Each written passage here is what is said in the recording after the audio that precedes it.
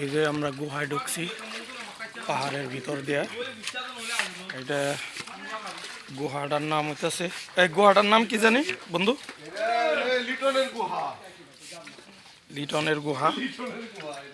আমার নামে মিলা গেছে। এই যে আমরা অনেক দূর যাবো।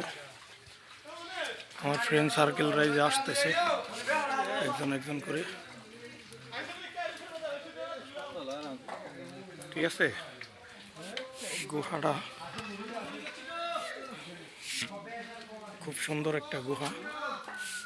যদি আমরা অনেক দূর এভাবে হাঁটবো, মোটামুটি 1-2 কিলোমিটার এই ধরনের, ঠিক আছে। যখন বৃষ্টির আবহাওয়া বা গরমের দিন থাকে, এই গুহাটাতে কিন্তু মানুষ হাঁটতে পারে না।